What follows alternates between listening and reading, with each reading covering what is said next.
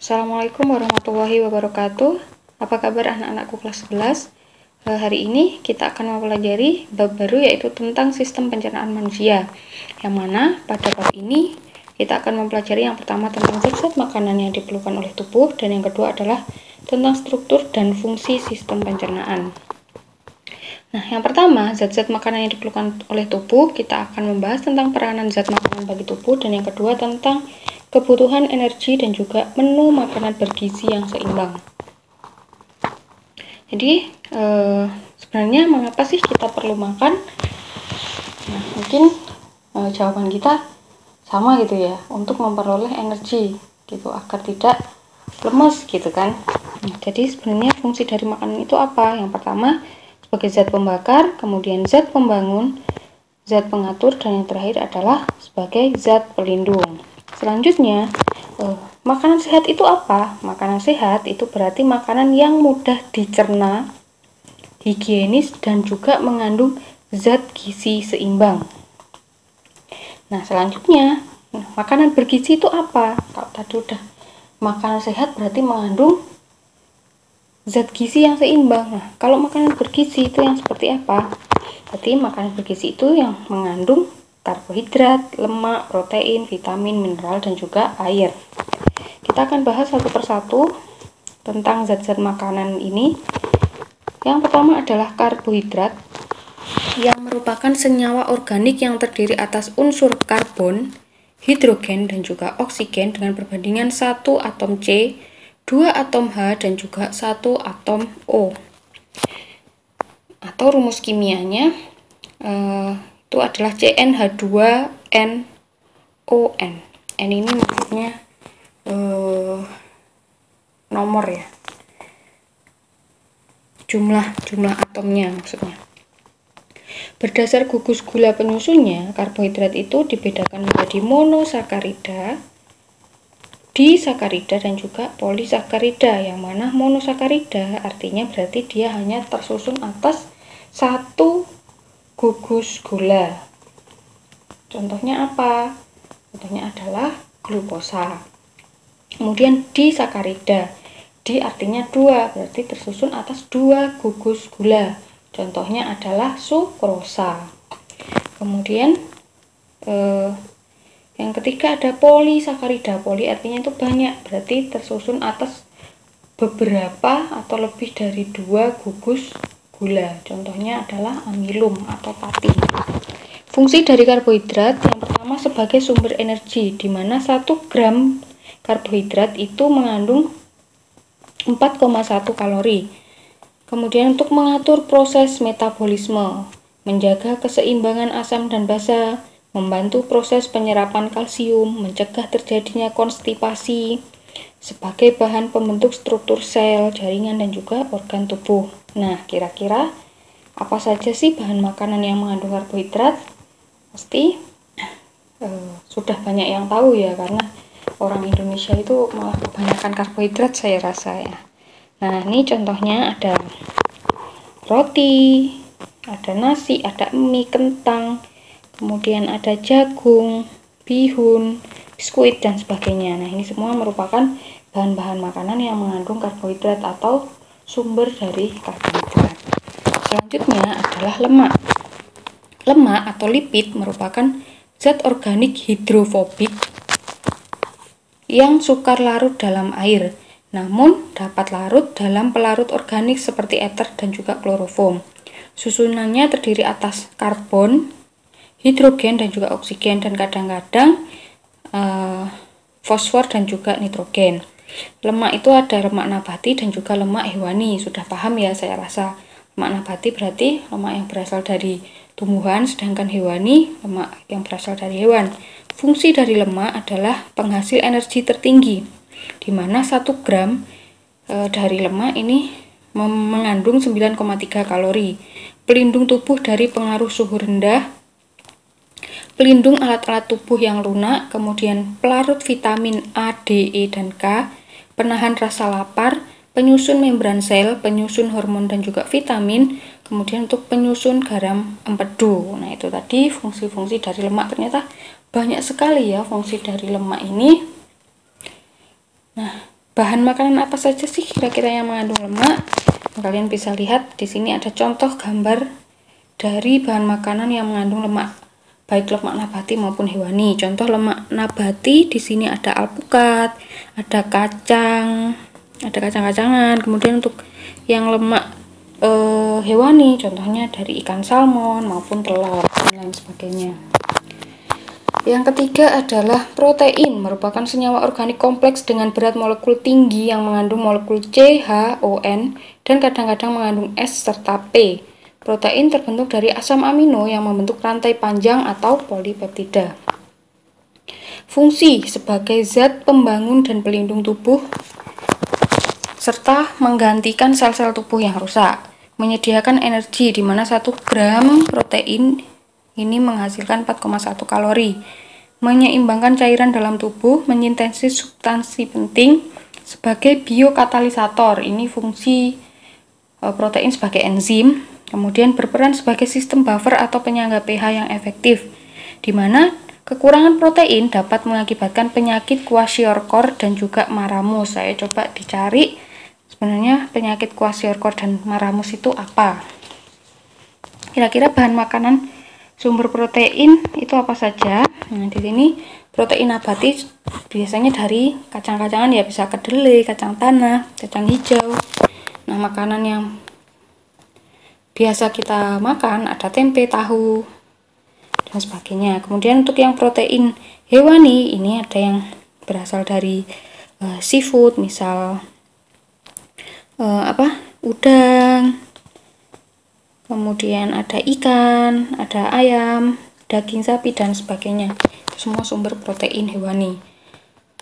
Lanjut ke vitamin, merupakan senyawa organik yang terdapat dalam jumlah yang sangat sedikit di dalam makanan, tetapi sangat penting peranannya dalam reaksi metabolisme, di mana fungsi utamanya adalah mengatur proses metabolisme protein, lemak, dan juga karbohidrat.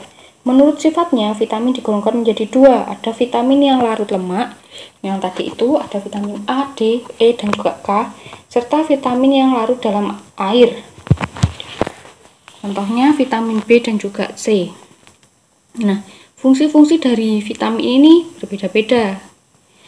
Kalian bisa lihat pada tabel berikut ini. Vitamin A, bahan makanan atau sumber bahan makanan penghasil vitamin A ada minyak ikan, hati sapi, susu, kuning telur, buah-buahan, wortel. Fungsi menjaga kesehatan mata dan juga kulit. Kemudian ada vitamin B, bahan makanan atau sumber bahan makanannya ada bekatul, beras merah, dan sebagainya. Kegunaannya untuk mencegah penyakit beri-beri serta menjaga kesehatan rambut. Kalian bisa baca pada tabel ini sampai vitamin K yang membantu pembekuan sel-sel darah merah. Jadi ini tadi fungsi dari vitamin. Selanjutnya yang tak kalah penting adalah mineral. Ada substansi anorganik yang biasa ditemukan dalam bentuk ion. Nah, mineral ini ada unsur makro atau makroelemen diperlukan tubuh dalam jumlah yang banyak. Contohnya adalah N, K, P, magnesium, dan juga S. Sedangkan unsur mikro hanya diperlukan tubuh dalam jumlah yang sedikit. Contoh antara lain adalah Mn, Zn, Cu, dan juga Co. Untuk kegunaannya kalian bisa lihat pada tabel di bawah ini. Salah satu contoh fungsi kalsium ini untuk membentuk matriks tulang. Kemudian fungsi fosfor atau P untuk membentuk matriks tulang diperlukan dalam pembelahan sel dan juga pengurutan otot dan juga metabolisme zat. Nah, kalian bisa baca lebih lengkapnya. Selanjutnya yang penting adalah air. Merupakan satu-satunya substansi umum yang ditemukan di alam sekitar kita dalam 3 wujud fisik, ada yang padat, cair, maupun gas. Di mana penyusun tubuh kita 55-70% dari berat badan manusia itu sekitar 47 liter itu adalah air. Fungsi untuk mengatur suhu tubuh, melembabkan jaringan tubuh, melindungi organ vital tubuh dan juga jaringan tubuh, membantu mencegah konstipasi, melumasi persendian, membawa nutrisi dan oksigen ke seluruh sel tubuh, membantu melarutkan mineral, mengangkut sisa metabolisme keluar tubuh, dan juga medium berbagai reaksi kimia tubuh. Nah, jadi air itu juga sangat penting sekali. tadi ya, wujud-wujud dari air, ada yang padat, cair maupun gas. Selanjutnya kita akan bahas tentang zat aditif makanan. Apa sih zat aditif makanan? Jadi zat aditif itu merupakan bahan yang ditambahkan dan dicampurkan pada waktu proses pengolahan makanan, yang mana proses penambahan itu dapat dilakukan secara sengaja maupun tidak sengaja. Contoh aditif yang disengaja, ya, diberikan secara sengaja untuk tujuan tertentu. Biasanya untuk meningkatkan nilai gizi, untuk penguat rasa, pengendalian keasaman atau basa, memantapkan bentuk dan juga rasa, serta sebagai pengawet. Nah, kalian tahu contohnya? Ya, misal pemberian penambahan garam, penambahan gula pada ketika kita memasak gitu ya. Aditif yang tidak sengaja, di mana jumlahnya sangat kecil akibat proses pemasakan. Nih, contohnya di sini pengertiannya penggunaan panci logam yang bisa luntur atau wadah plastik tidak tahan panas. Nah, ini memang sangat sedikit ya, mungkin jumlahnya sangat kecil, tetapi ketika dia juga terakumulasi, itu terjadi secara terus-menerus, ini juga akan mengakibatkan gangguan kesehatan. Selanjutnya berdasarkan sumber asalnya, ada aditif yang alami. Contoh ya, di sini ekstrak kunyit dan daun pandan sebagai pewarna, air jeruk sebagai pemberi rasa asam. Kemudian ada aditif sintetis atau buatan. Di sini lebih pekat, lebih stabil, namun murah. Namun sering mengandung bahan yang berbahaya atau karsinogenik. Karsinogenik itu pemicu kanker. Contohnya adalah MSG, boraks, pewarna, tartrazin. Berdasarkan tujuannya, zat aditif itu dibedakan menjadi beberapa. Ada sebagai pewarna, penguat rasa, anti kerak, pemantap, penjernih larutan, pemucat, pengembang adonan, pengawet, dan surfaktan. Itu semua disebut zat aditif makanan. Jadi tidak semua zat aditif itu sebenarnya berbahaya ya, tergantung itu tadi. Jadi pengertian zat aditif itu ternyata adalah bahan yang ditambahkan dan dicampurkan pada waktu proses pengolahan makanan. Nah, itu tadi sedikit tentang zat aditif makanan.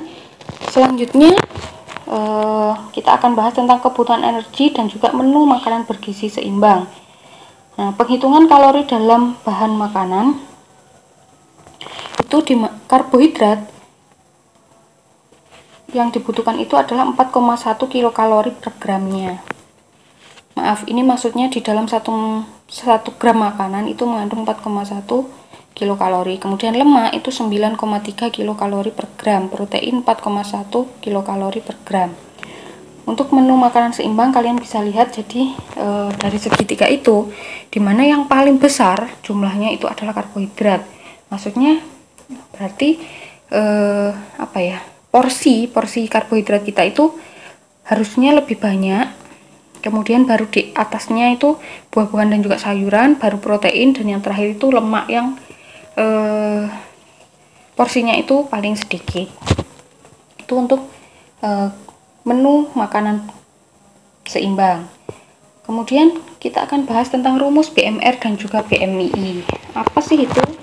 Jadi untuk mengukur kebutuhan energi tiap orang itu ternyata berbeda-beda. Jadi misal laki-laki dan perempuan memiliki kebutuhan energi tiap harinya itu berbeda.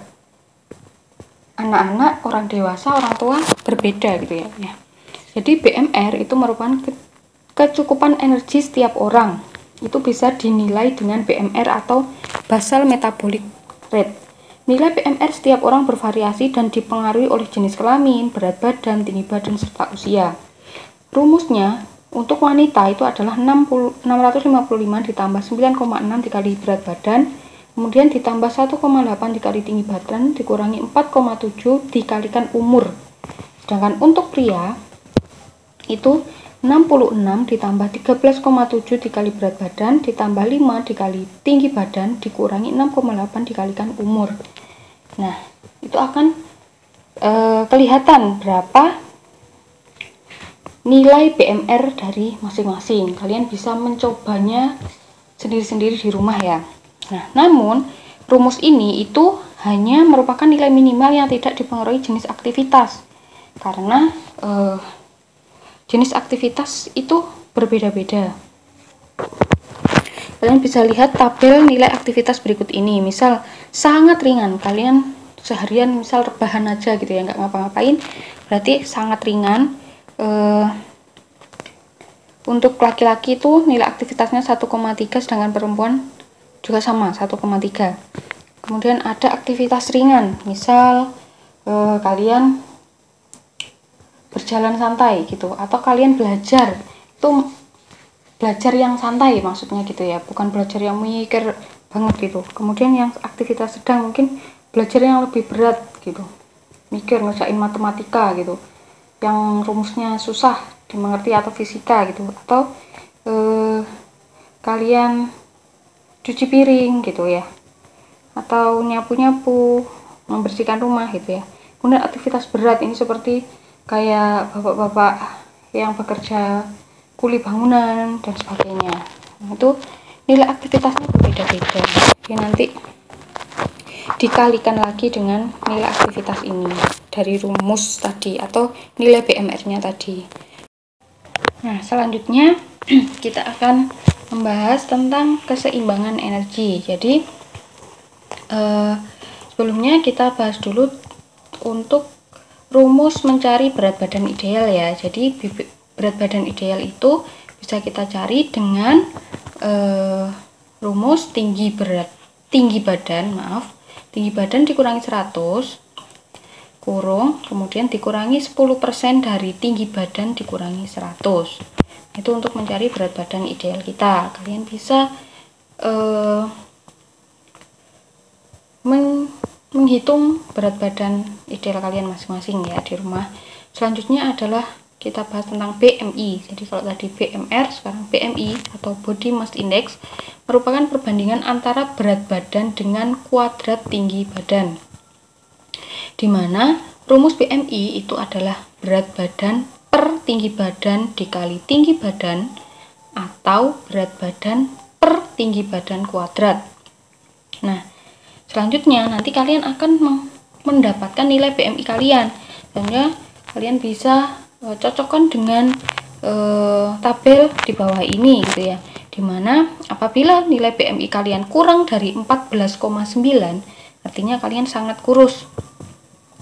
Kemudian BMI antara 15 sampai 18,4 artinya kurus, 18,5 sampai 22,9 normal, 23 sampai 27,5 gemuk, 27,6 sampai 40 kegemukan, dan di atas 40 sangat gemuk.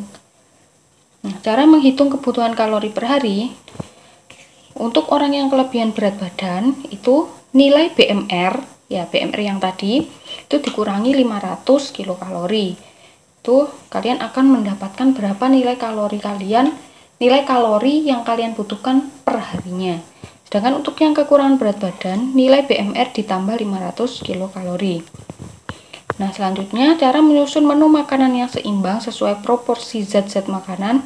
Tadi karbohidrat itu 60 sampai 75%-nya ya, tadi kan paling banyak kan dia. Kemudian protein 10 sampai 15%, dan yang terakhir lemak itu bisa 10 sampai 25%. Nah, sekian pembahasan kita tentang makan bergizi. Selanjutnya kita lanjutkan minggu depan. Terima kasih atas perhatiannya, mohon maaf atas segala kekurangan. Saya sampaikan wassalamualaikum warahmatullahi wabarakatuh.